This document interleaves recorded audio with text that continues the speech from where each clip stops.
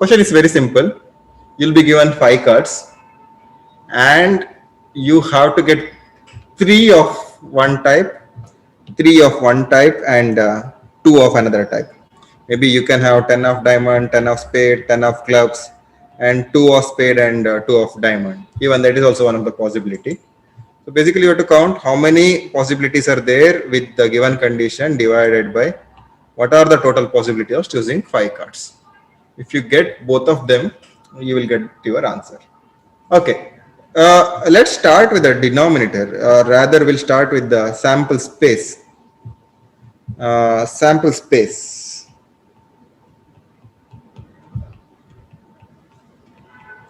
So what is my sample space? Sample space is choosing 5 cards out of 52 cards, correct? Choosing 5 cards out of 52 cards. How many ways are there to choose 5 cards out of 52 cards? Is it a permutation or combination? It's combination, yes. 52 C 5. These many ways I can choose 5 cards out of 52 cards. This is straightforward and this is my denominator. Now next one is an event that I have to configure out. What is my event? So the event is, so I'll choose 3 cards of one type, 2 cards of like another type, say maybe ace and queen. Okay, so first to choose 3 cards of one type, first we need to choose what do you call that? One second, I forgot the terminology. Okay, I am not getting that. So yeah, rank, not suit, rank. Yeah, so the word is here, rank. Same rank. So how many different ranks I have? How many different ranks I have? Yes, 13. Very good. So first I have to choose one of the rank out of 13 ranks. So in how many ways I can do that? 13C 1. So all that I have to do is 1 rank out of 13 rank. Correct.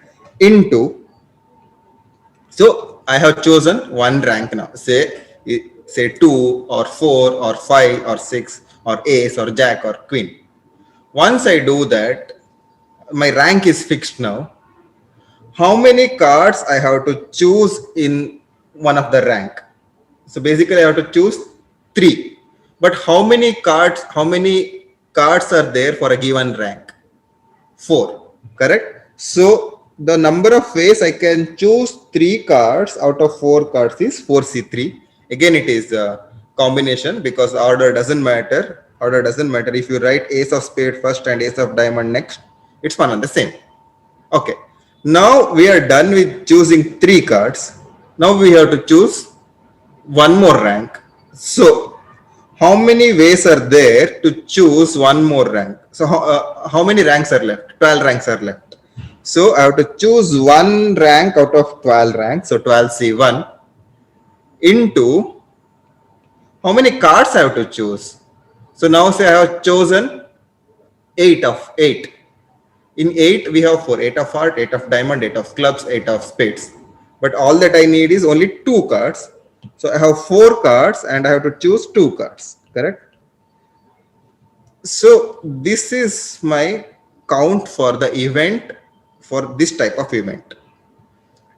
Are we done or did we miss anything? Is this the total number of events or did we miss anything? Yes. So these are the, yes. So these are the total set of the events. So now probability of this event happening, P of E equal to numerator by denominator. So this is my numerator. So 13C1 into 4C3 into 12C1 into 4C2 divided by total number in my sample space is 52C5. You need to simplify this, you will get a very small number. Okay. And this is called full house. Okay. This is called full house. Generally in, how many of you know how to play poker? Poker. Does anyone know how to play poker? Okay. Okay, so it's a card games. So generally you will get two cards, and there will be five cards on the table. Okay, so basically five cards are common for all the players. Two cards are specific cards which belong to you. So out of seven cards, five cards common cards and two cards, you have to make one of the best possible cases. Okay, in that, say sometimes there won't be any combination at all. There won't be any relationship at all between the cards. For example, say out of the seven cards, so if you get this type of cards, it is considered as a better scenario. Okay, there is one more scenario where say you will have continuous cards, 2, 3, 4, 5, 6. Okay, that is another set of five cards. Okay, so there is one more scenario where say you will have 2, 3, 4, 5, 6 of the same suit.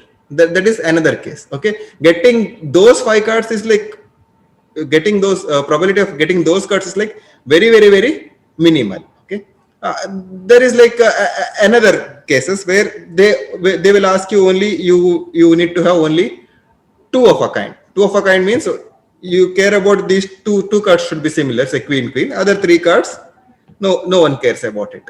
So getting that is that has higher probability. Yes, two same rank. Yeah. So getting this is like a very difficult thing. Okay.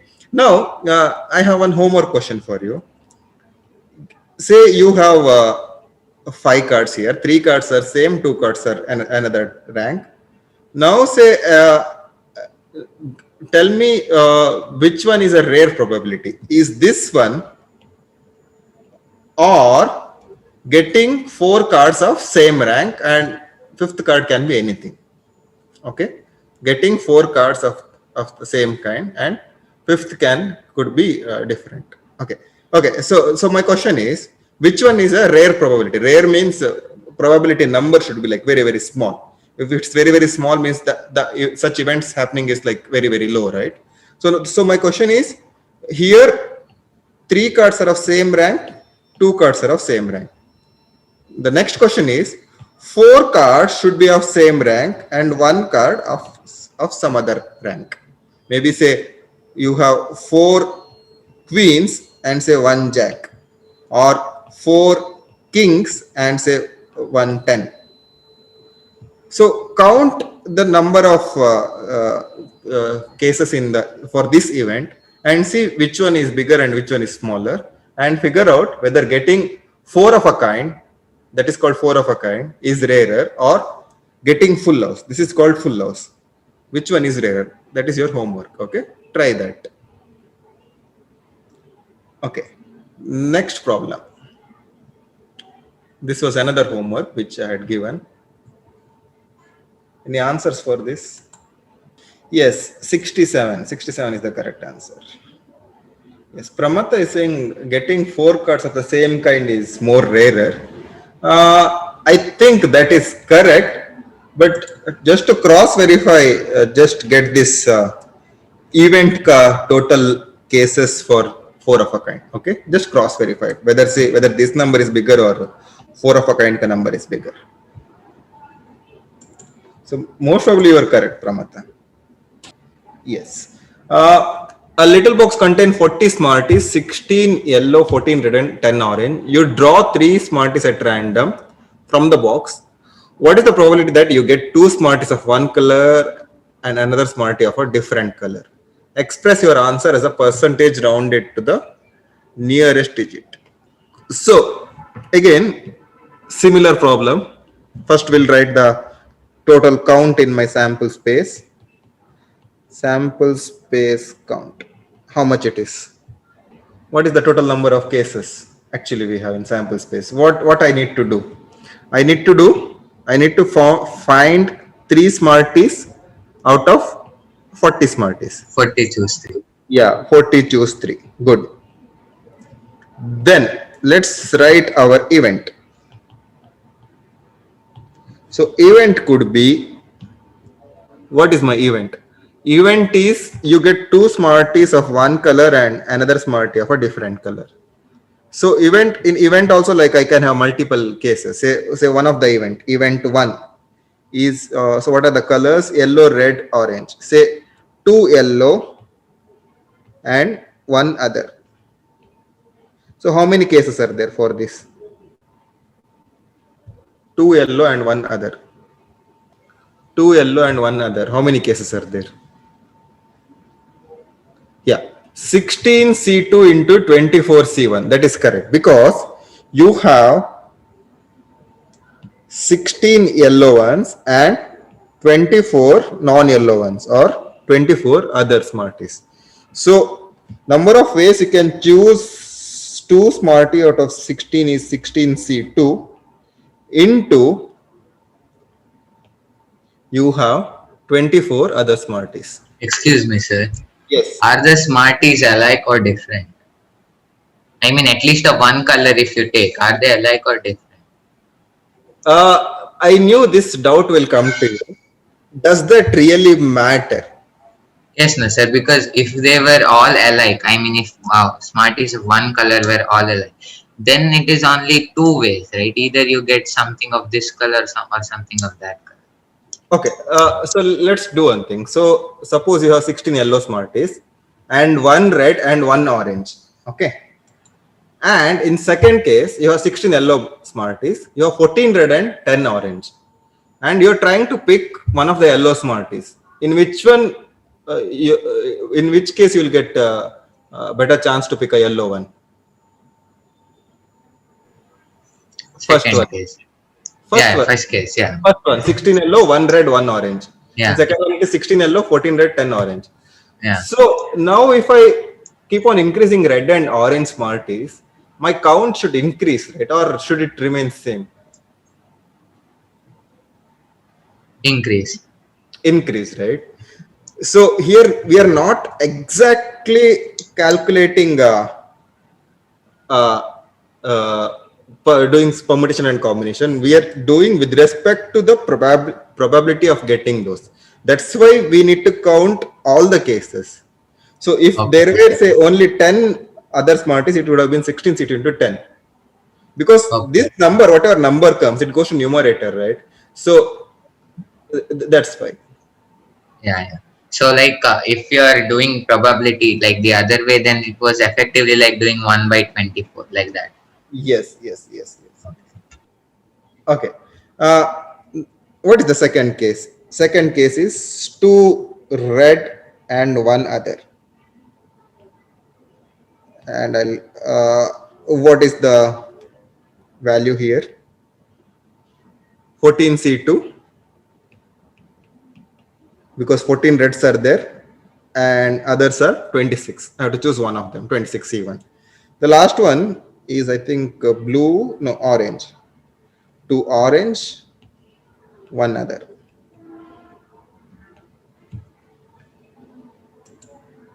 10C2, because I have 10 orange Smarties and rest of them are 30, so 37. So total number of events. So I'll call it as E2, E3. So total events are E1 plus E2 plus E3.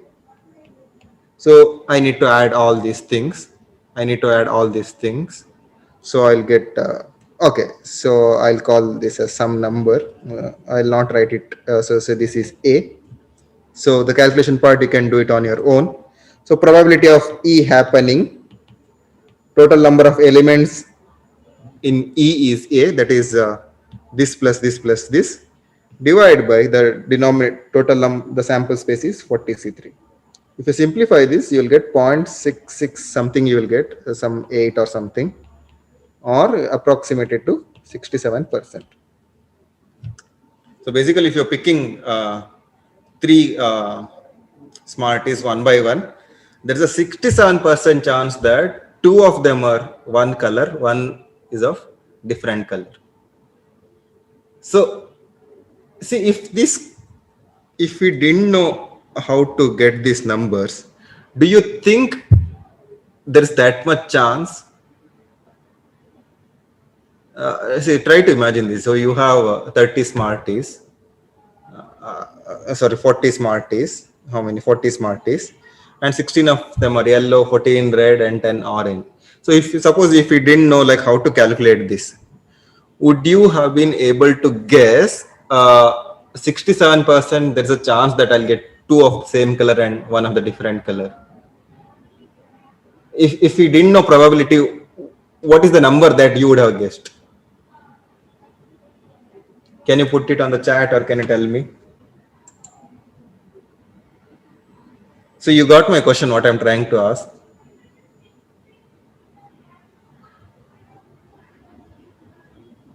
Yeah, so okay, most of you are saying it is less than 50%. Yeah, so it all depends on uh, how, what is the difference in the range of the number of highest one and the lowest one. If this thing increases, no, I think this, if this difference keeps on increasing, this percentage might increase.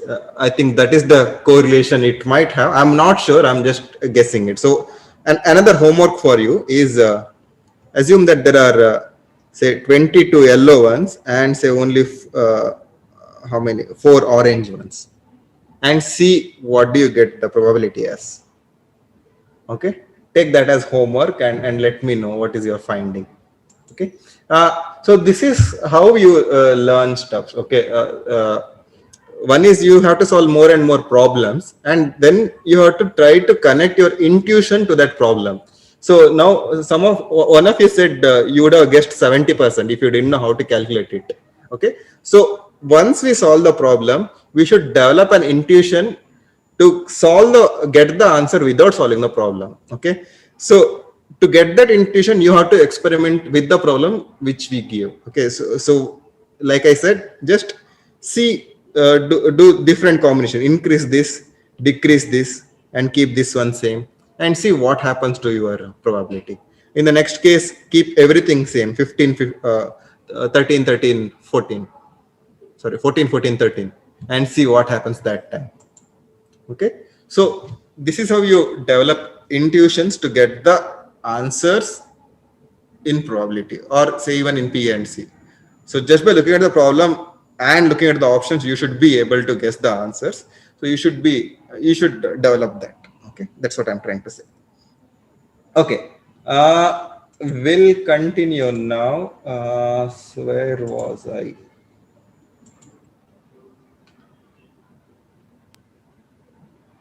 This was the one, I think so. Yeah, probability as a rule of sum. Give me 1 second.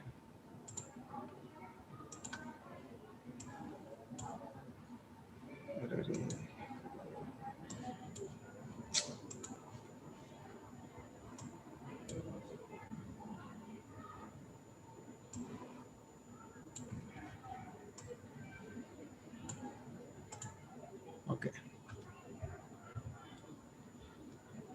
Again, some definitions and some theorems, and after that we'll come to that interesting part of solving problems. Okay, the probability rule of a sum is a situation in which probability of a union of events can be calculated by summing probabilities together.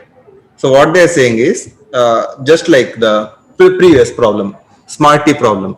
So if the question was what is the probability of getting two red Smarty and one other Smarty, then you would have done, you would have taken the denominator as 40C3 and the numerator as the 16C2 into some 24C1.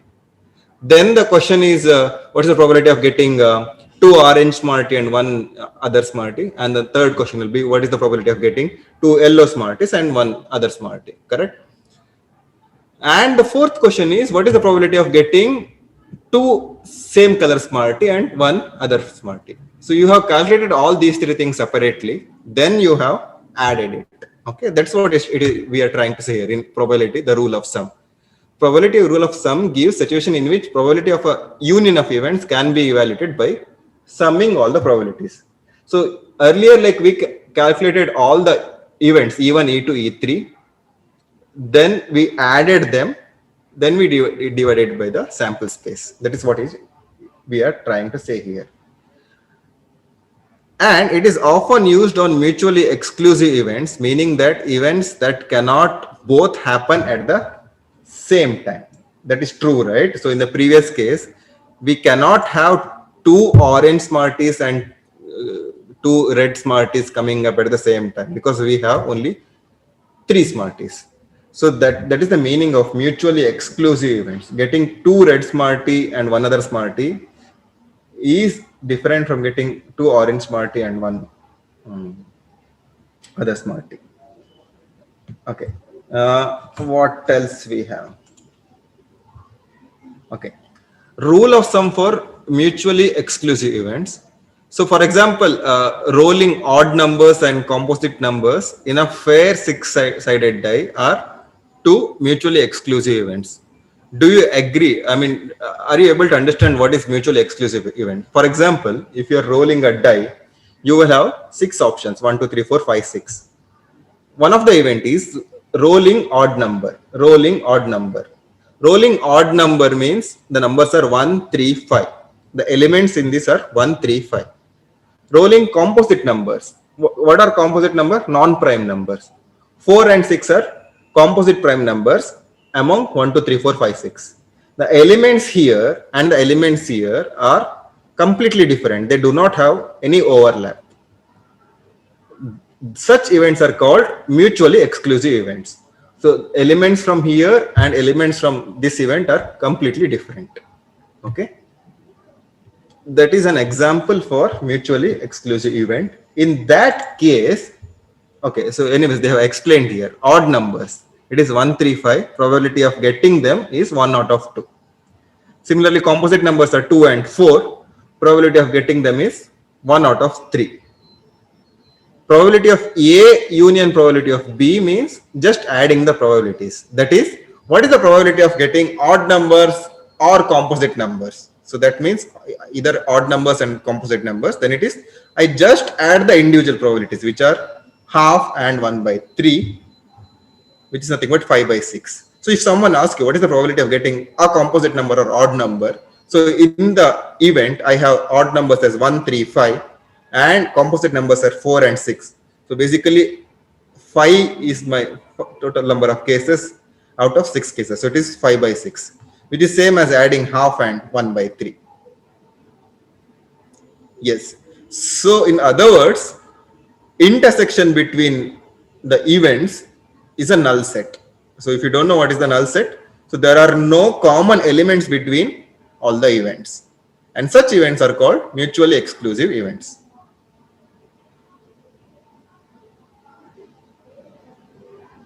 Okay, so I have made a small mistake here. Composite numbers are 4 and 6. It is not 2 and 4. Okay, just give me a minute. I'll update it.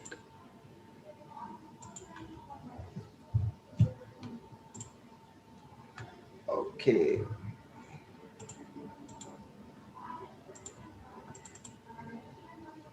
My screen is still shared, right? If you are able to see the screen, right? Okay.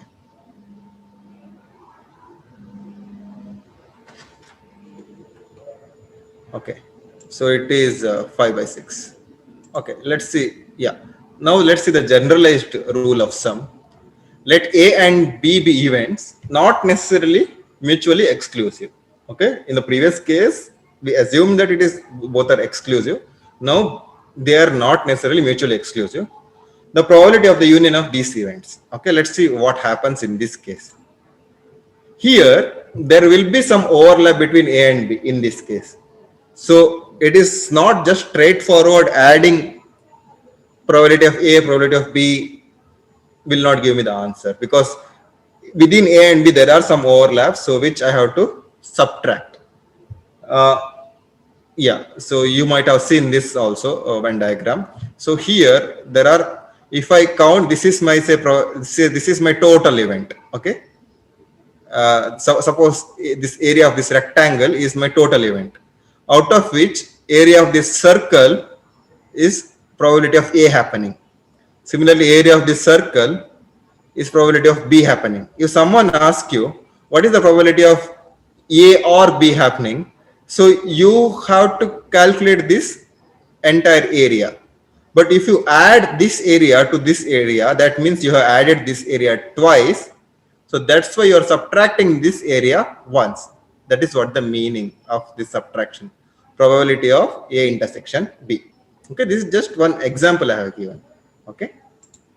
So in other words, P of A union P of B, suppose you do not, if you want to write in terms of sample space and event, probability elements in A divided by sample space, elements of B divided by elements in sample space, minus once the elements in the intersection divided by sample space. This is given by this one. Okay. Okay. Now let's try to solve this problem.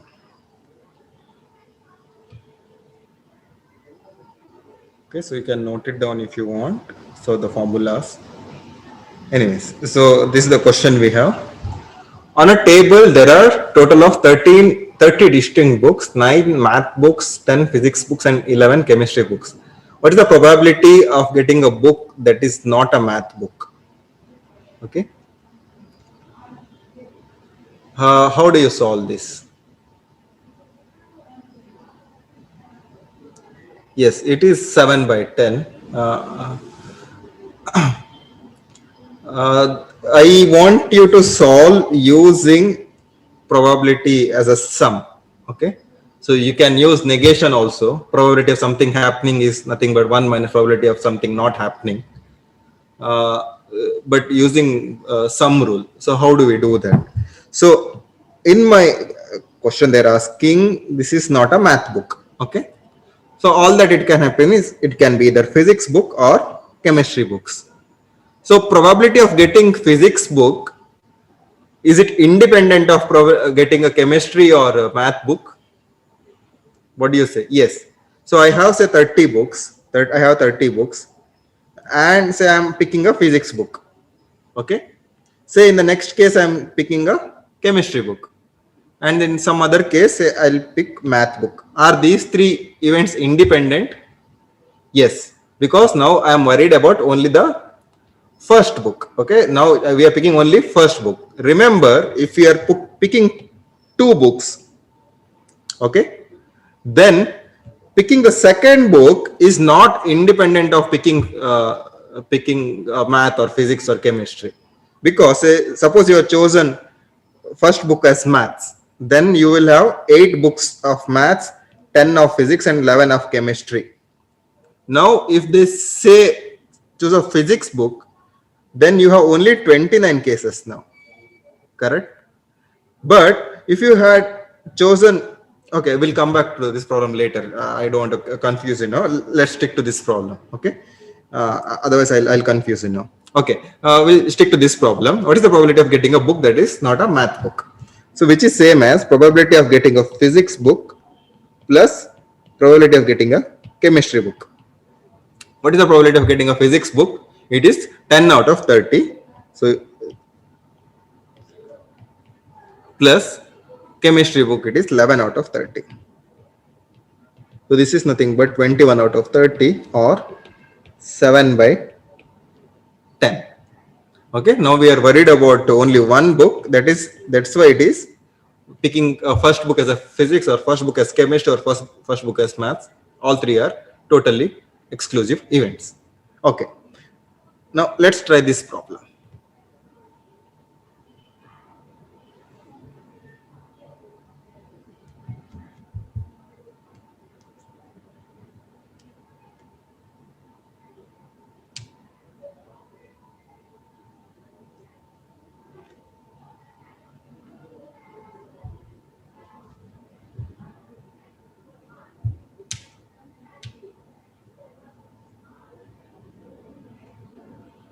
Okay, I'll read out the question for you. In a bag, there are 34 marbles. There are 14 marbles in the bag, 14 blue marbles in the bag, and 4 of those marbles are both blue and striped. 16 marbles are striped. Of those marbles, the same 4 marbles are both blue and striped. What is the probability that you draw a marble from the bag that is either blue or striped?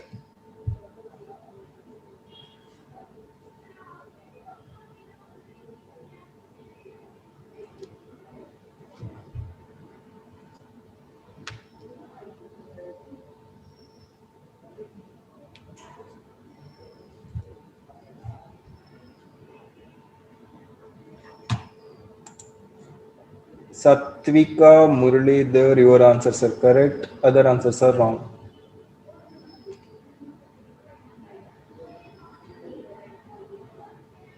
Ricky, your answer is correct. Srijan, your answer is correct.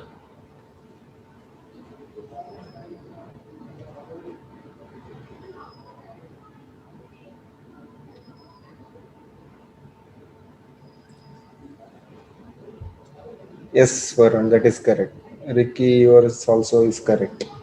Okay, so this one is again, I can say a level one problem. It's also a very easy problem, but you have to be careful when you're counting. Okay, so basically, I have 34 marbles now.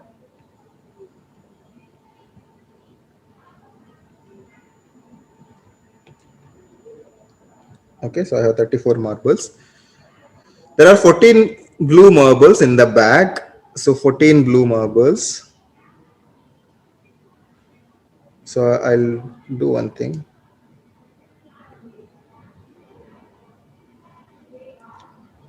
Okay, so this represent blue, this represents stripe, this is total. Okay, yes, or rather, this is rest of the marbles, not total. The entire one is this one, total. Fine.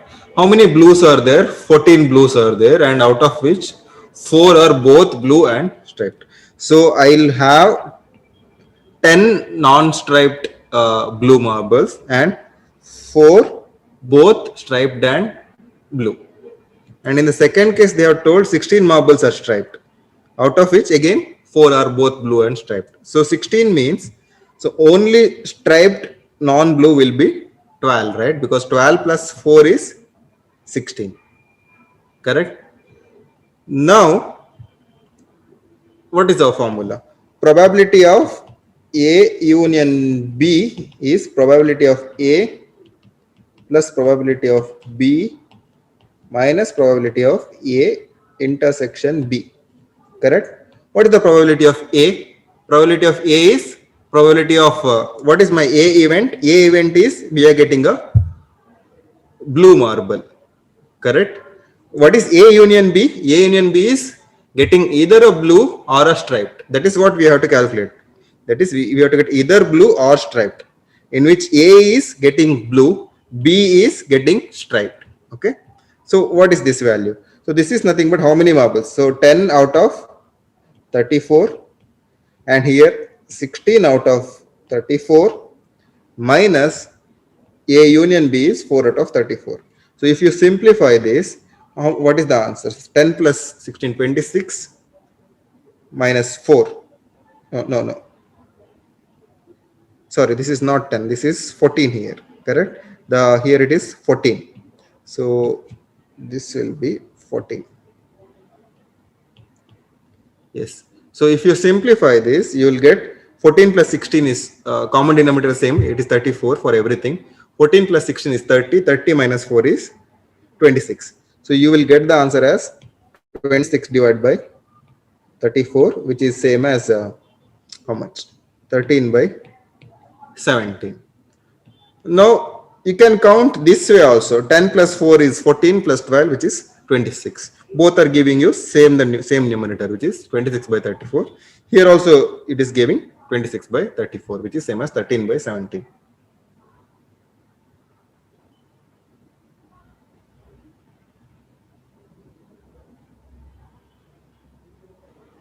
Uh,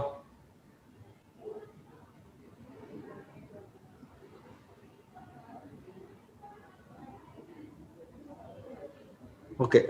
Thing is, there could be like another. So someone has asked, how is 10 plus 4 plus 12 is 34? So 10 plus 4 plus 12 is how much? 14 plus 12, 28. So rest of the 6 marbles are neither striped nor blue.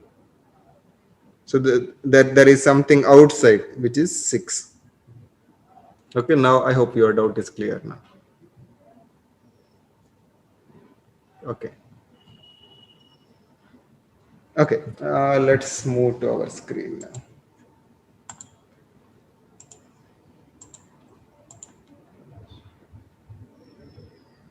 Okay. Next topic is conditional probability. Okay, so till now there were no conditions on probability, so only simple basic conditions were there. Now let us see what exactly is conditional probability.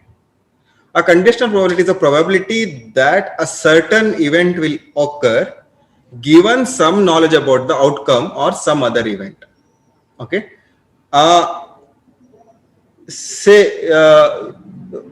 you're seeing whether it's going to rain or not. Okay, now it can be a conditional probability provided you have some info. You're trying to guess what is the probability that it will rain, and you have some info that the satellite info is saying there are a lot of clouds over Mangalore and Udupi, and that is the knowledge you have. Okay, so if there are clouds, the probability of raining is something else. If there are no clouds, so if you do not have an idea about whether there are clouds over above us, then you do not have that knowledge, then probability of whether it is going to rain or not is different. Okay, it is as simple as that. So say you are sitting inside the house, you do not you are not able to see outside, and someone asks you and you don't know like whether which month it is. Okay, and you don't know what has happened yesterday or day before or a month before. If someone is asking whether it is going to rain today, you will not have much idea. Yeah, or maybe someone who woke up from coma. Yeah, that is a better example. So he will not have much idea to guess whether it's going to rain or not. Okay, so he will some randomly he will say. Then you will take him out and you will make him see the clouds and make him see the sky. And once he sees the sky, okay, there are a lot of clouds, and he will say, okay, now I can give a better idea whether it's going to rain or not. Okay, that is what the conditional probability. That is the best example I can give it to you. In such cases, how do we calculate probability in mathematics or in say real life? Okay, I have a question. Sir, is the probability of something happening with no knowledge is 0.5? It again depends what is that event you want to happen. Say 15 people are fighting amongst themselves, and you want to know whether I am going to win or not. Okay, me and another 14 friends are like doing some fight. You want to know whether I am going to win or not. In that case, it is 1 by 15. Okay, it is not 0.5. I hope you got my answer, Ricky. So the probability of something happening with no knowledge is not 0.5. It varies according to situation. If someone says Akshat is the strongest guy among those 15 people, then probability of me winning that fight, it is not 1 by 15. It could be more than 1 by 15, because you will see that I have like good muscles, like I have good biceps, and which is not there. But I am telling, if you know about, you have idea on that data, then it is something else. Muralidhar is saying it's fiction. Okay, fine. What are the other comments? Number of possibility, probability that my house will fly off may be 0, but it is given that there is a cyclone. Yeah. So Muralidhar has a better example.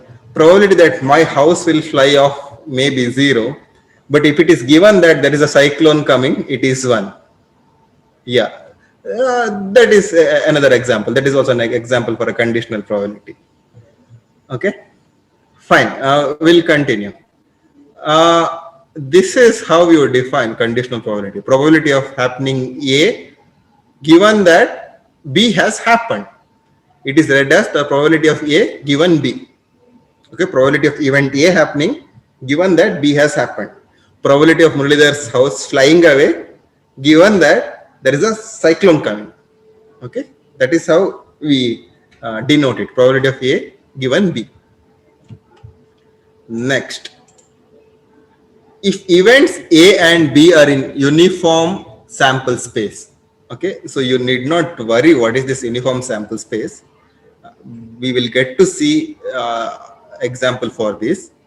Then the probability is A union B divided by some number of events in B. Okay, probability of A bar B is number of common elements in A and B divided by number of elements in B.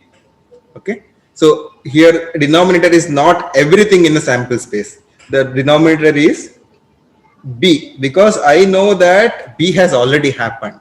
That's why the sample space has reduced to just elements in B. It is not the entire set. Okay, so this is the formula for that. If events A and B, okay, so if events A and B are not in a uniform sample space, then probability of A bar B, you directly cannot divide number of events. Okay, here what you have to do is you have to calculate probability of A union B happening divided by probability of B happening. Okay, these two are same provided your sample space is uniform. Okay, uh, What is the meaning of uniform sample space? okay, so I need my note iPad for that. Okay, so I'll explain you in another 2-3 minutes. Okay, but just note down this somewhere in your book. If the events A and B are in uniform sample space, you can straight away divide the number of events. If it is a non-uniform sample space, then you have to calculate the individual probabilities, then you have to divide. Okay, just give me another 5 minutes, so let me complete. Okay, yeah, now I can explain that. I'll share it through my iPad. Okay, so I'll give you one example. Suppose you have a very big chocolate. Okay, uh, some weird shaped chocolate. Okay, it is something like this. Uh, say some weird shaped chocolate is there. Okay, assume that this is the chocolate you have, and say initially we have only milky flavor here. Okay, initially we have a milky flavor, then we have say strawberry flavor. Okay, then tell me some other flavor. Orange flavor. Okay, I don't know if orange chocolates are there, but let me have orange flavor. Say this much, or say this much. Okay, this much is say orange flavor ka chocolate.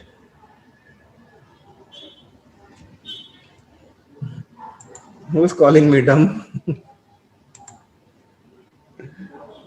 Okay, okay. Then we have some green chocolate. Okay, so I'll increase the dumbness of this chocolate. So then I have green chocolate. Okay, now some brand, I don't know what brand it is, some brand. Okay, then we have say chocolate chips. This is not looking great, so I'll have yellow chips. Okay, say you have, is this visible? No, so I have to change the color. Say I have some this kind of chips. So, and say here I have only two of them.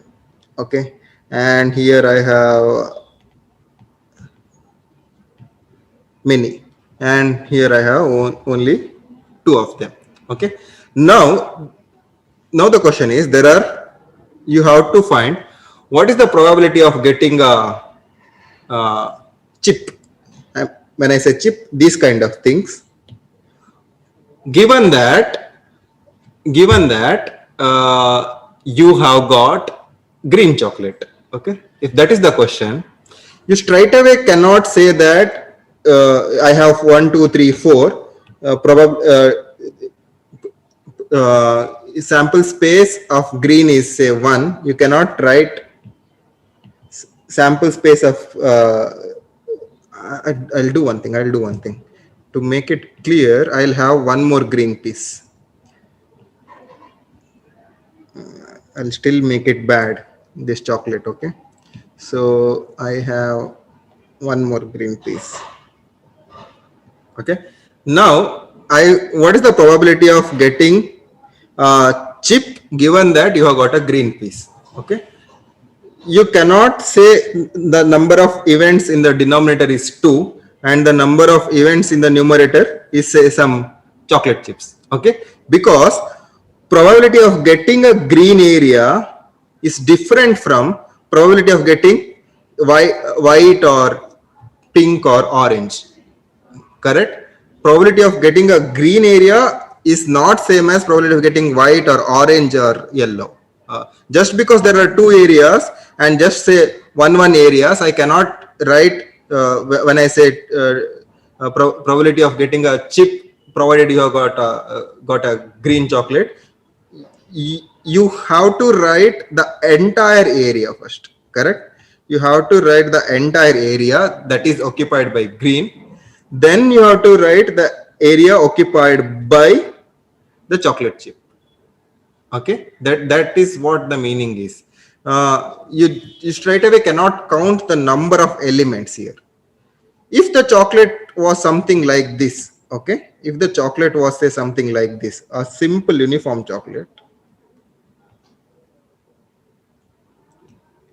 1 2 3 4 5, the last one is not good, 5, and say two of them are green.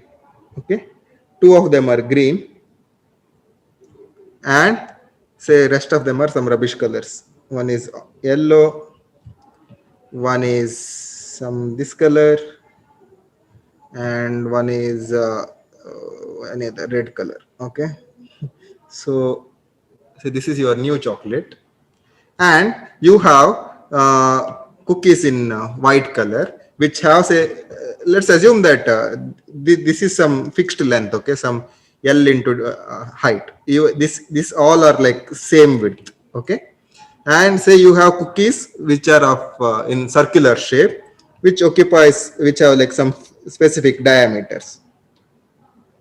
Okay, which have some specific diameters. Here three of them are there, here only one is there, here say some four are there, and here say two are there, and here say only three are there. Okay, now this is a uniform distribution.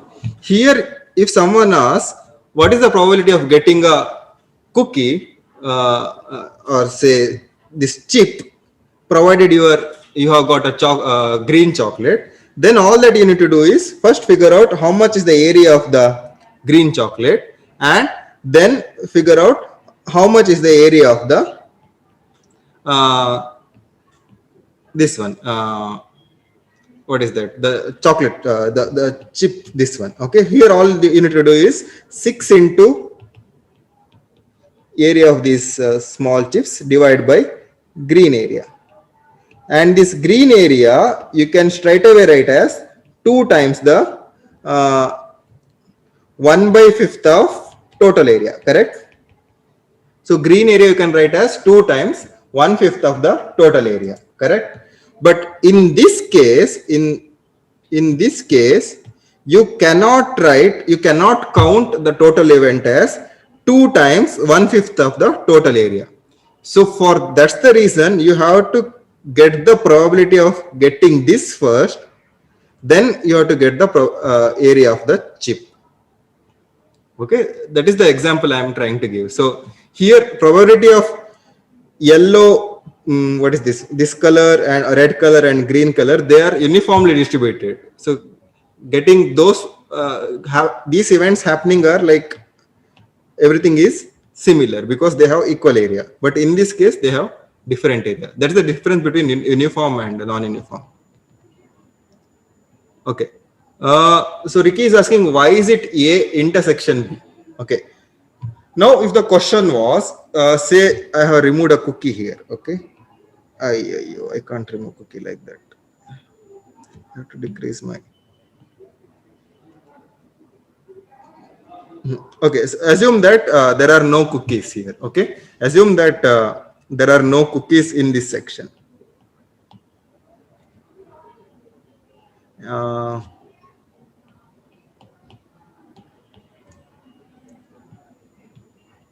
and I have this one, and I have this one, and I have this one.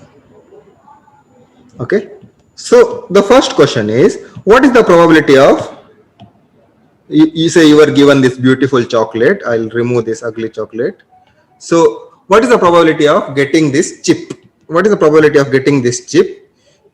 So you will calculate the area of the chips, which is 6 into area of each circular chip, divide by total area of the chocolate. Correct? Total area of the chocolate. So this is the probability of getting a chip, this small chip. Okay. Now in the next case, they are telling what is the probability of getting a this chip, given that you have already got the green chocolate. So in that case, your probability will increase actually, because you know that these chips are available in green chocolate only. So it will be 2 into, I'll write it in green, 2 into green area, and you asked why that intersection. That intersection is nothing but these are the common area for both the chips and the green area. That's why intersection of chip area and the green area, which is same as area of 6 chips. 6 into area of 6 chips or whatever cookies.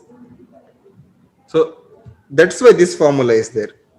P A intersection B is, which is same as this one, A intersection B. That's why intersection is there. I'll give you better idea now. What if this one was there? Now, can I just say it is 8 into area of each of the cookie? No, right? I do not want to include this. I do not want to include these chips or cookies. I only want to include which are there in green ones. That's why A intersection B. That's why A intersection B is nothing but only 6 times, not 8 times. Is the doubt clear, Ricky?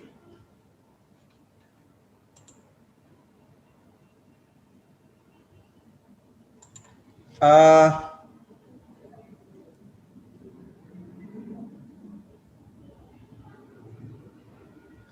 okay, anyone else have doubt? Some others ask me your doubts. Let's see if anyone else has any other doubt.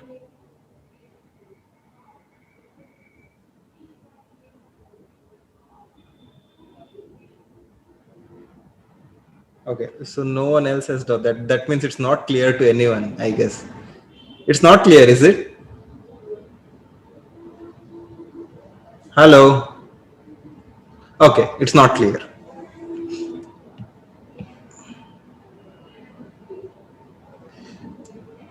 Okay, so okay, this is the example problem. Okay, suppose you have a chocolate bar. You have a chocolate bar, which is divided into 5 parts. Okay, 2 green parts. Sorry, 2 green parts, 1 yellow part, 1 orange part, 1 red part. Okay. Now my question is, first question is, what is the probability of getting a chocolate chip, given that this length is say each of the units is say 2 2 2 2, and say this is 1. Okay, and say radius here is say 0.1. Okay, Sir, what? give the area only. Otherwise, pi r square only half of the time will get wasted. Okay, area of each of the chocolate cookie is 0.1. Okay, area of each of the chocolate cookie is 0.1.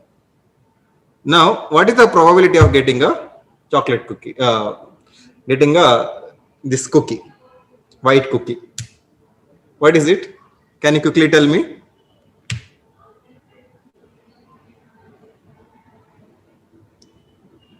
No? You have this big chocolate. Yes, it is 0.08. How do you calculate it? What is the total area of the chocolate? 2 into 1 plus 2 into 1 plus 2 into 1 plus 2 into 1, which is area is 10. Agreed? Yes. And what is the area occupied by these white dots? It is 8 into 0.1. So probability that you will get this one is 0.8 divided by 10. Correct. Now, in the second case, you have already been told that you are getting a green chocolate. Okay, in the second case, you have already been told that you are getting a green chocolate. And area of now your sample space is reduced to only this much. Okay, so what is the area there? Area there is 4, correct?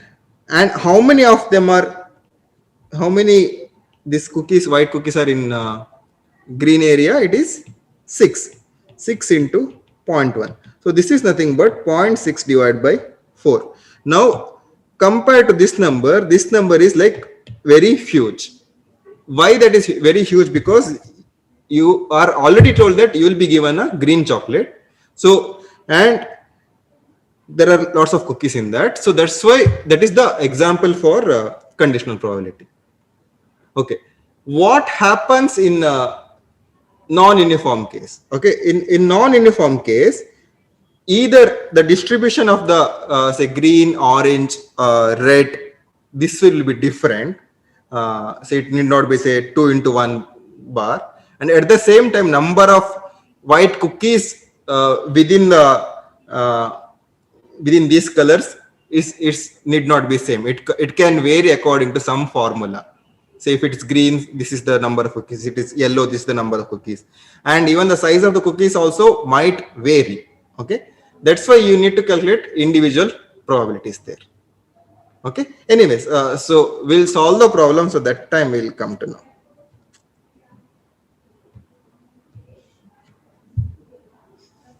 Okay,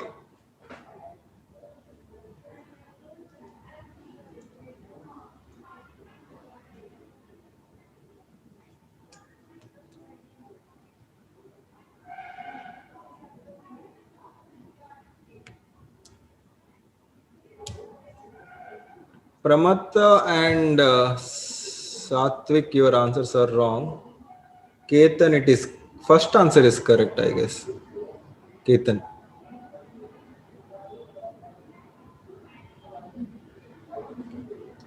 Second answer is wrong.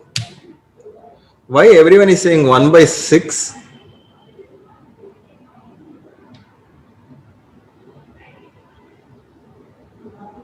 Yeah, it is 1 by 6. Sorry. My bad. Sorry. I thought there are only 5 numbers. Yes, it is 1 by 6. Yeah. So, how do we calculate? So, probability of A given B is probability of A intersection B divided by probability of B. Okay. What is probability of A intersection B? What is A intersection B? What are the elements in A intersection B? Okay. Event A is getting 3.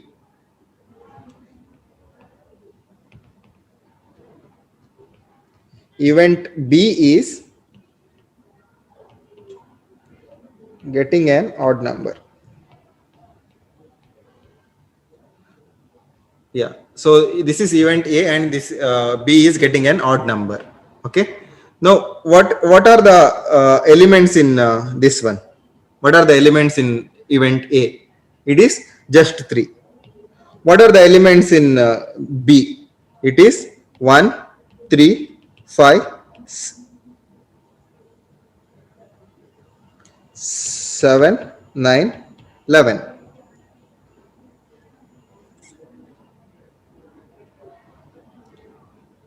Okay. Now, what is the probability of A? What is the probability of A? No, this is uniform sample space. This is uniform sample space. Okay.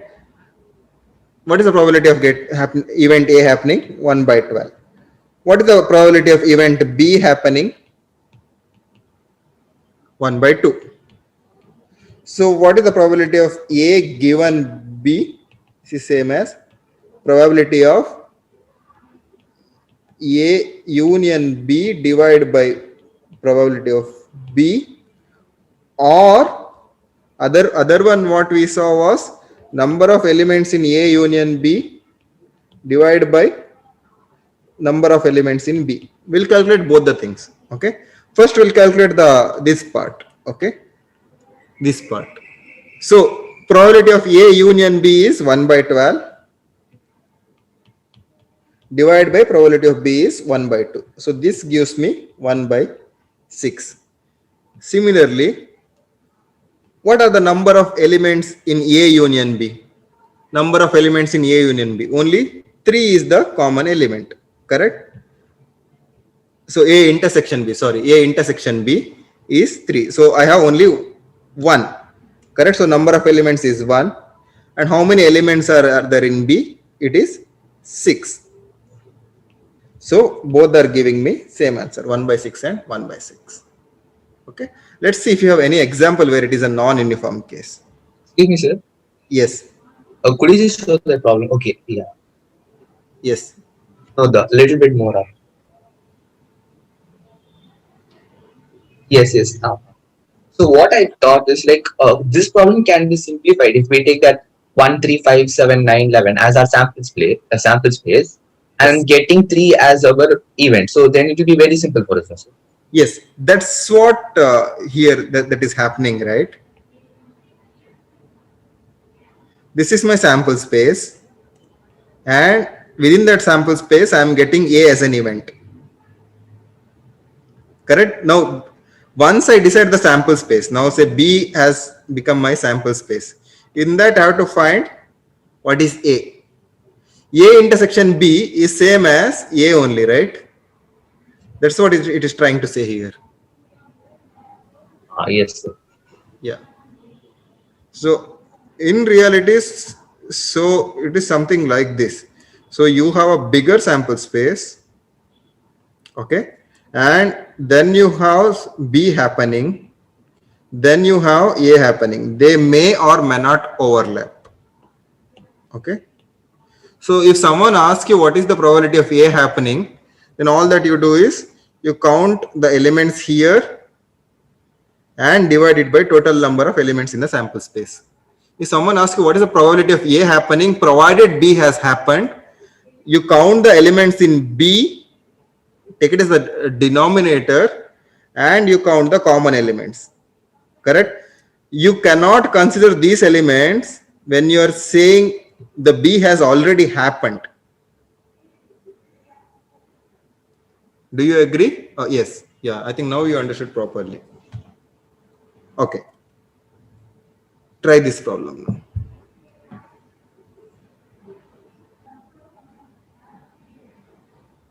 Yes. Any other answers? So the question is, a deck of 10 cards numbered 1 through 10 is shuffled and card is drawn from the deck. Let A be the event that an odd number is drawn, B be the event that a prime number is drawn. What is probability of B bar A? Some of you are saying 2 by 5, some of you are saying 3 by 4, some of you are saying 3 by 5. So 3 different answers are there. Can you come up to can you see which one is correct? Is it 2 by 5 or 3 by 5 or 3 by 4? Okay. So let's write the individual probabilities. Probability of A. What is A? A be an event that odd number is drawn. How much it is? Probability of A? 5. Yeah, half. 1 by 2. Because I have 5 odd numbers, 1, 3, 5, 7, 9 out of 10 odd numbers. So 5 by 10, which is 1 by 2. Probability of A intersection B. Probability of A intersection B. How do we calculate this? A intersection B. What is A intersection B? It is odd and prime. It should be odd as well as a prime. What are those numbers? Odd and prime. 3, 5, 7. So the elements are 3, 5 and 7. So I have 3 elements out of 10 elements. So 3 by 10. And what is the formula? Probability of B given that A has happened. Probability of A intersection B divided by probability of A. So 3 by 10 divided by 2, which is 3 by 5. Or again, you can calculate this way also. Probability divided by A is number of elements in A intersection B divided by number of elements in A. How many elements are there in A intersection B? It is 3. How many elements are there in A? It is 5. Event A is odd numbers 1, 3, 7, 5, 9. So, which is same as 3 by 5. Okay, I looks like I do not have an example for non-uniform probability, but I'll get you one soon. Okay. A has only 4 elements. A has 5 elements, right? Odd number is drawn 1, 3, 5, 7, 9. Excuse me, sir. Yes. I guess for non-uniform probability, we can use a coin in which the heads and tails coming probability is not equal. But you already know that if it is not equal, at least know the numbers there, right? Whether it is 60% and 40%. Yeah, but that we will take it as a probability, right? Say we have 2 coins, and there is a probability, like it's not 1 by 2, it's anything but 1 by 2. That is, there is different probability of heads and tails occurring. So if we toss 2 coins and it is given that one of them comes as heads, what is the probability that both of them show heads? We can use that for non-uniform case. Uh, yes, that's true. Yeah, that is a better, but still, we need a better example to explain it to others. Yeah, whatever you have said is correct. So non-uniform thing is somewhere where the probabilities are not equally distributed. For example, say in this 10 cards itself, say one of the card was a bigger card. Picking that card has a better probability than picking the rest of the smaller cards, right? Or whatever the example Muralidhar has given. Say on the head side the coin is little heavy and the tail side the coin is a little lighter. Okay, so then one of them will have better probability of compared to the other one. So that case is considered as a non-uniform probability. So, but I want to give you an example where you can actually see I cannot just do A intersection B divided by A and this one. I want to show that these two things might vary. Okay, that's what I want to show you. I'll pick one example maybe in the next class and I'll give it to you. Okay, it's not there in today's class. Okay, next one is probability of independent events. So give me 1 second.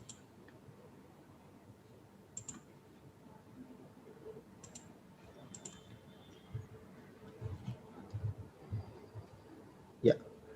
Any idea what are these independent events? I'll give you break in 5-10 minutes. Okay, I'll give you a break in 5-10 minutes. Independent events. In probability, two events are independent if the incidence of one event does not affect the probability of the other event. If the incidence of one event does affect the probability of the other event, then events are dependent. Okay. So example, there is a red six-sided fair die and a blue six-sided fair die. Both dice are rolled at the same time. Let A be the event that red die results is even. B be the event that blue dice result is odd. Okay. Now these two are independent events. So B blue die doesn't care what the output of the red die, whether it is even or odd. All that it cares is okay whether I'm able to put the odd number or not. Okay. So these two are independent. So you throw two die, outcome of this die is independent of outcome of the other die. Okay, they are called independent events.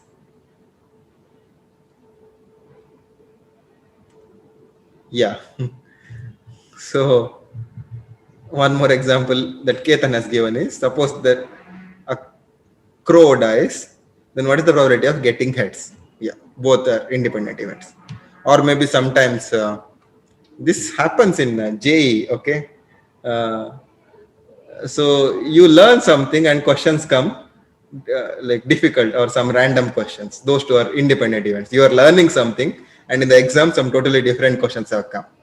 So those are like, you can say, independent events.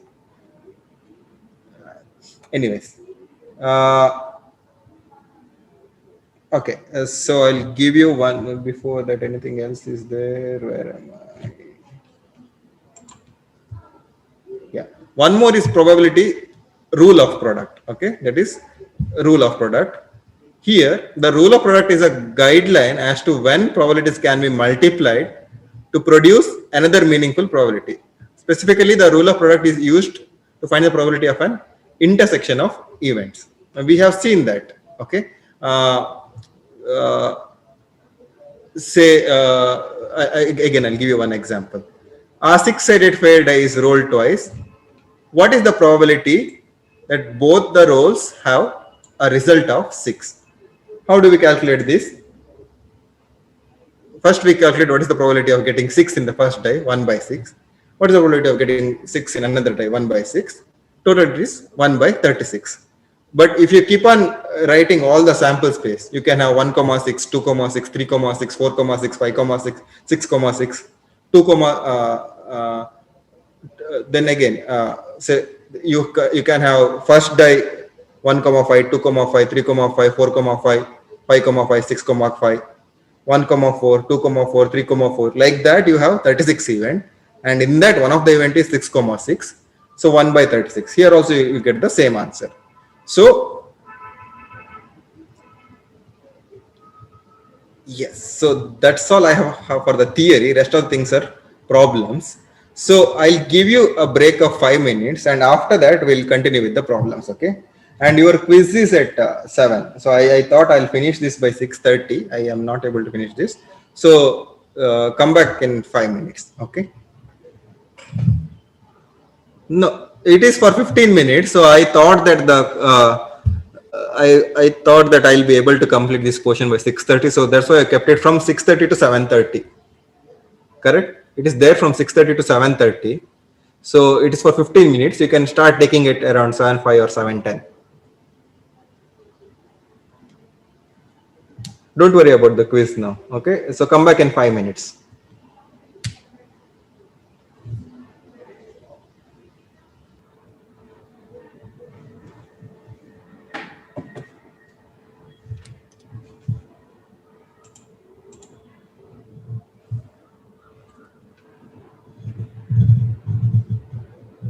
Okay. So any answers for this?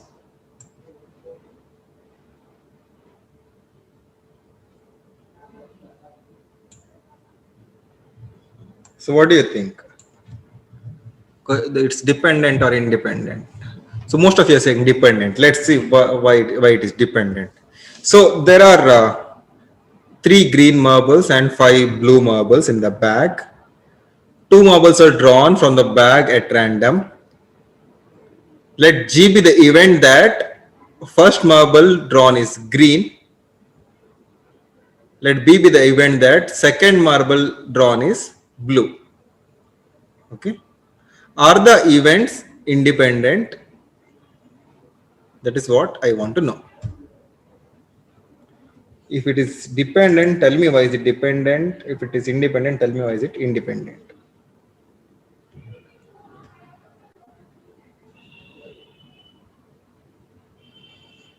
Can someone tell me why is it independent or dependent?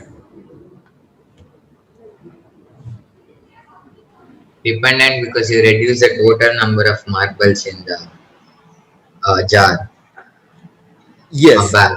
Yeah. yes. Two things. Suppose one is that the total number of marbles get reduced. In the second case, when you're picking the second marble and you're checking whether we are trying to find the probability that second marble is blue.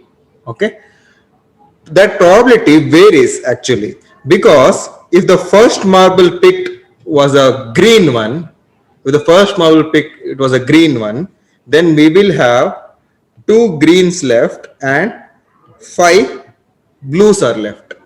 Correct? If the first one is picked, one is the green one, then I'll have two green ones and five blue ones. So then the probability of picking a blue one will be 5 by 7. Correct? But what if in the first case the blue marble itself is picked? What if in the first case the blue marble itself is picked? Then I'll be left out with 3 green and 4 blue marbles. In that case, probability of second marble becoming blue will be 4 out of 7. So it is important to know whether the first marble picked is a green one or a blue one. Correct? If you had picked green one before, then a probability of getting a blue in the second case is more, because compared to the first case you have uh, lesser green marbles. But if you have picked blue marble first, then you have, in the second case you have lesser number of blue marbles. That's why they are dependent event. Okay, getting green in the first marble and getting blue in the second one. Yeah, the images might look misleading, but that is okay. So what I was trying to say is there are two cases for the picking first marble. First picking first marble, here it is green, here it is blue. That's what I wanted to communicate in this image. And from here there are two branches coming up. Correct? Here one of the branch is picking green marble, here the one of the branch is blue marble. So we have a connection for a picking second marble as blue, having first one as a green. That's what I wanted to communicate from the image. Okay, one more problem. This one is like kind of a, it looks like a level 2 or level 3 problem, but actually it is easy. But I'm pretty sure most of you will make mistake here. If you give me the answer straight away, that means you are ready for to take CET level probability questions.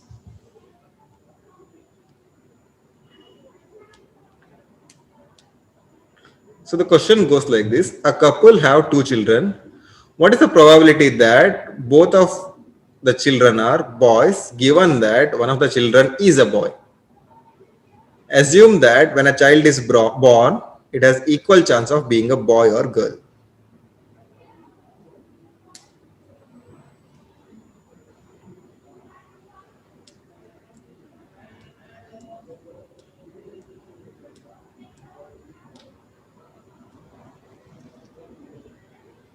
I see all the answers as 50%. I want to see a different answer.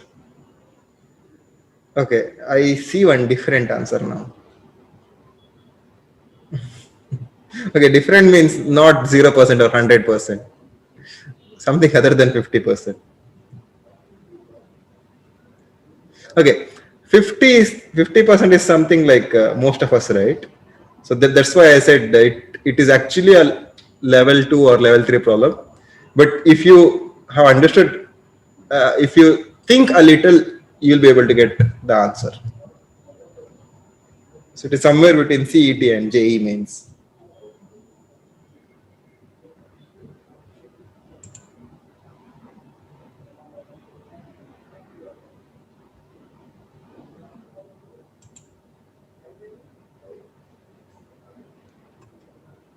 Okay, now I'm getting couple of answers as 1 by 3.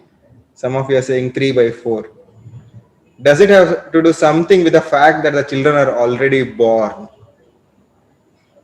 It is, right? Given that one of the children is a boy, they are telling, I have, okay, a couple have two children. I don't have kids. Couple have two children. One of them is a boy. It is given that.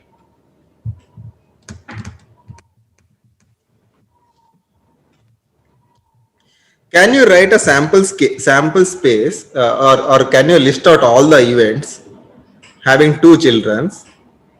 Say, like what are the different cases we have?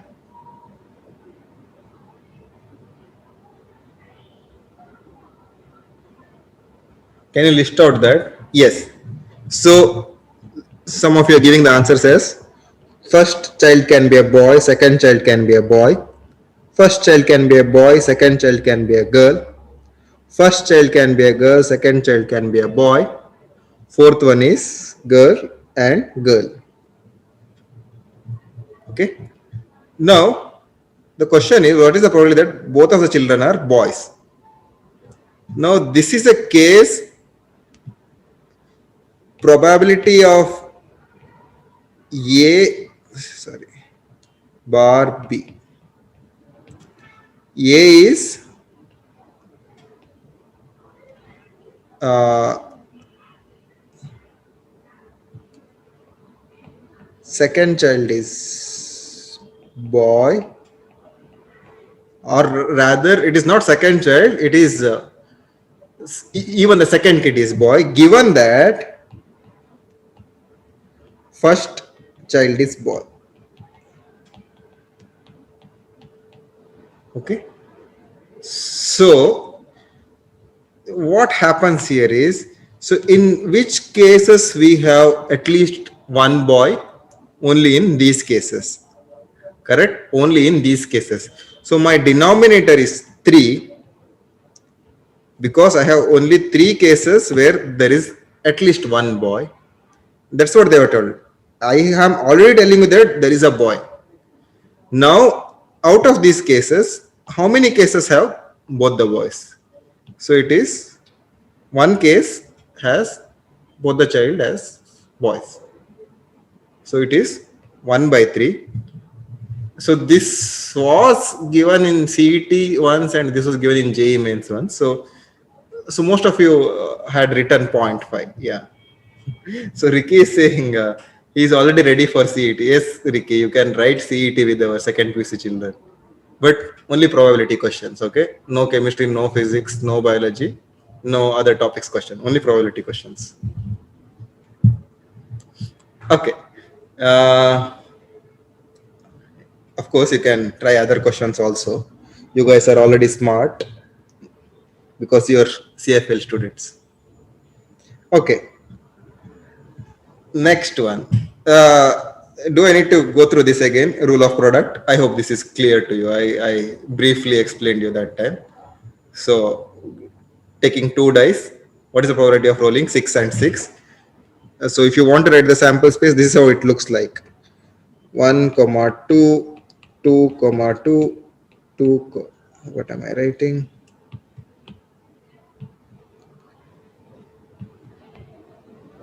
1, comma 1, 1, comma 2, 1, comma 3, 1, comma 4, 1, comma 5, 1, comma 6. Like this, you have to keep on writing all the sample space. The first number denotes the outcome of the first die. Second number denotes this is the second number, this is the first number. Okay, second number denotes outcome of the second die. So like that, if you keep on writing it, eventually you will reach 6,6 here. If you count here, there are 6 rows and 6 columns. So the total number of cases is 36, out of which 6,6 happens once. So it is 1 by 36. Or we can calculate like this also. Probability of rolling 6 in first die is 1 by 6 multiplied by probability of rolling 6 in second die, which is also 1 by 6. If you multiply them, you will get 1 by 36 as the answer. Okay. So we have a few more questions. After that, we are done for the day. Okay. This is one of the question. Calvin has 5 different eyes. six different shirts, four different pants to wear in his wardrobe. Of those clothing items, Calvin has exactly one green tie, exactly one gray shirt, and exactly one pair of black pants. If Calvin randomly selects each item of clothing at random, what is the probability that he will wear the green tie, gray shirt, and black pants? Okay, so this is the question. One thing you can do is write all the events like we have done here. We will have so many events. You have shirt, tie, and pant. All the cases you have to write, which is like too very difficult to write. Or you can use probability of uh, product rule. So it is Excuse me, nothing. sir. Yes, We can use this probability of product rule only if the events are independent, right? yes. So that part I'll explain you in some other day, some other class. This is only for independent events. I think that word is okay. I have not mentioned that word. So if the events are dependent, it is something else. So we'll see that later when we are actually solving the problems. Maybe in the next class. Okay. So here it is 1 by 5 into 1 by 6 into 1 by 4. Why is this? Because probability of getting which color tie? Green tie. Green tie, I have 5 ties out of which one is green. It is 1 by 5. Gray shirt, out of 6 shirt, one shirt is gray. That's what it's 1 by 6. And out of 4 black pants, one of them, out of 4 pants, one of them is a black pant. So it is 1 by 4. So if you multiply this, you will get 1 by 20, 120. So basically, you will have 120 combinations of wearing your cloth, out of which one of the combination is gray, black, and green. Gray shirt, black pant, and green tie. Okay. Uh, two more problems. There are four human friends of the mystery ants. Okay, so these are the people like I think I am missing an image here. So basically, there are how many of you have seen Scooby Doo? Yeah. So their company name is Mystery Inc. Okay. So actually, there are five people, but here let's assume that Scooby Doo and Shaggy are they're one people. Okay, because they're those two will always be together. Okay. So actually, there was one image here. I don't know why it is not getting displayed. So there are four human friends of the Mystery Inc. running away from a mysterious ghost, and there are four available rooms to hide in. Any of these rooms can contain up to four teenagers or none at all. Okay. If the ghost opens one of these rooms in random, what is the probability that he will see no one hiding in there? If the probability can be expressed as A by B, where A and B are co-prime positive integers, tell me what is A plus B?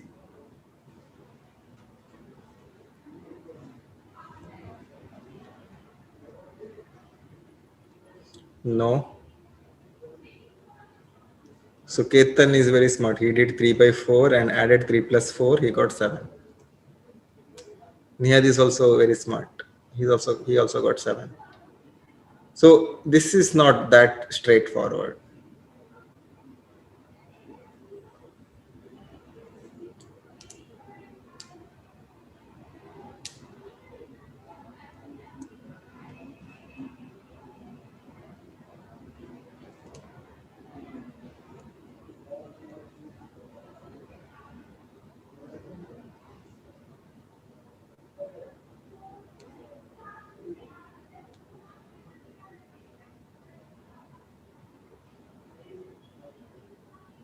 Yes, Muralidhar, that is correct.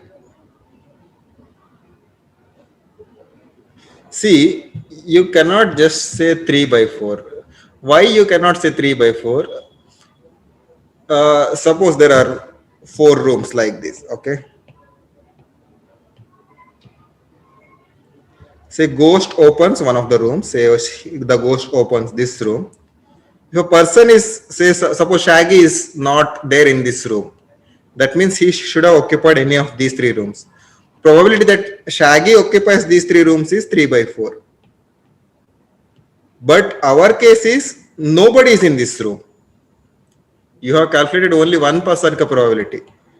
You have to calculate nobody is in this room. How do you calculate that? Shaggy is not that in that room, and that whatever that doctor and his girlfriend, they are not in that room. And there is one lady scientist. No, I don't know their names now. So even they are not in that room.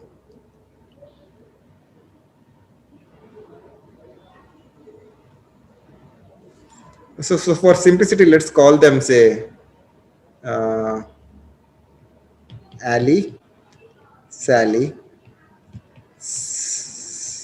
Sammy, and Shaggy. No, no, ABCD is very boring. Okay. Suppose ghost opens one of the room. Okay. What is the probability that Ali is not there in that room? Not there in that room. Is it 1 by 4 or 3 by 4? 3 by 4. Because ghost, it is equiprobable case. So Ali is not there in that room is 3 by 4. For this, I have to multiply. Ghost is not finding anyone. So I have to multiply probability that Sally is also not there in that room. What is that probability? Again 3 by 4. What is the probability that Sammy is not there in that room? Again 3 by 4. What is the probability that Shaggy is not there in that room? Again 3 by 4. So this is the probability that ghost opens one of the room and nobody is in that room. Okay. So this is given by 81 by 256. So this is represented as A by B. This cannot be factorized further. A and B are co-prime. So answer is 81 plus 256. How much is that? I look at the chat. So 337. 337. Any doubts here in this problem? Who is Scooby-Doo? I think you guys, when were you guys born? You were born in 2005. Yeah, 2005. So in 1990s to, I think, up to till 2000, there was one channel, Cartoon Network. Okay, I don't know whether these channels are available now. So in that Cartoon Network, there was one cartoon series, Scooby Doo. Okay, so basically, what happens is it's a kind of, you can say, Sherlock Holmes of Cartoon Network. So basically, they're trying to find criminals and people who do murder and all. So it's like a fun comic, a fun cartoon series. And initially, in each and every series, they'll think that Ghost is doing this, because Shaggy and Scooby are like, Scooby is a dog, Shaggy is maybe say some dumb guy. Okay, they think that if some murder is happening, it is ghosts are doing it. Okay, and they convince that other people that, okay, ghosts are doing these things. But eventually, it's actually some criminal or some villain who wears the mask of a ghost and creating trouble to the city. So eventually they will catch the criminal or the villain. So this is the plot of all the Scooby Doo series. But when we were kids, we used to like it, and there were like a lot of funs. Yeah. So Scooby Doo is a dog. Yes, he's a dog, a funny dog. So that's why most of the people these days, they name their dog as Scooby. Okay, one last problem for the day. I'll read out the question for you. A bug stands on the topmost vertex here of the pentagonal trapezohedron. Okay, this is pentagonal trapezohedron. Every 10 seconds, the bug selects an adjacent edge at random and moves along it to another vertex. Okay, what is the probability that the bug will be on the bottom vertex after 30 seconds. Kankit is asking how many such kites are there on the back. Totally there are 5 kites. 5 kites. 5 kites on the top and 5 kites on the bottom. Pramata almost close. It's almost close, but not the correct one. So you have multiplied some things like more number of times. Muralidhar, can you check your answer? Pramata again wrong answer. The last one. Okay, just check the numbers which you are multiplying. Ketan, what is your doubt? Adjacent edge or corner? Okay, so I'll tell you what bug does. So suppose if it is here, it can choose any of the edges. Say this one, this one, this one, this one, or the one that is on the back side. Okay. Actually, there is one more on the back side. So it can go and say land here. Okay. So once it is here, it can try. It can go here. It can go here, and it can go here. Something like that. So once it is here, it can go here. It can go here. It can go here. So that is what the meaning of it can travel to any of the nearest vertex. Yes, Riki, that is correct. Yes, Pramada, that is correct. Einsteins of the class giving me answer.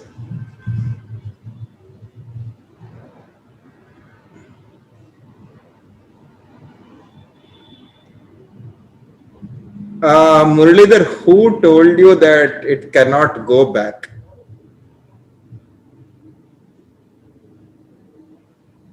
It can go back, right? No, nowhere it is mentioned that it cannot go back. Huh. That means that is not a valid case.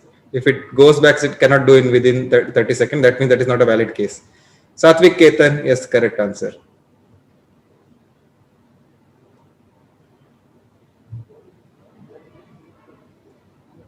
Varun, something is wrong with your answer. Numerator is correct, denominator is wrong.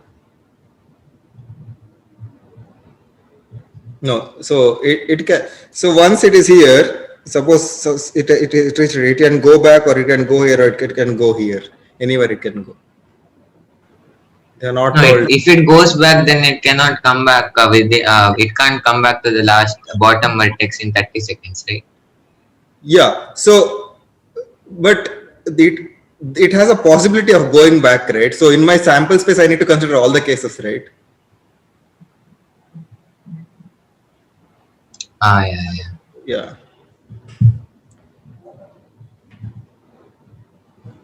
So the shortest time it can go is in 30 seconds. So there could be other cases, 40 seconds, 50 seconds, or lot many cases.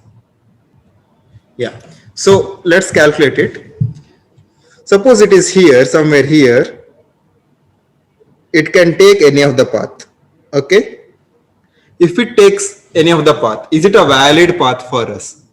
Yes. Taking for any edge is a valid path for us.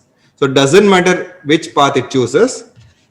All the paths will lead to the bottom corner.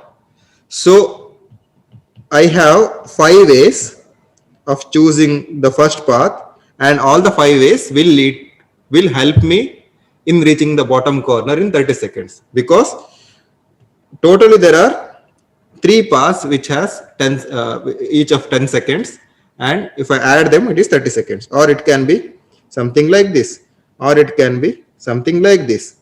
But the first path I have 5 ways, and each of them take 10 seconds, and each of them will help me in landing this vertex in 30 seconds. Now, suppose it reaches the second layer vertices, these vertices. Okay, sorry, these vertices.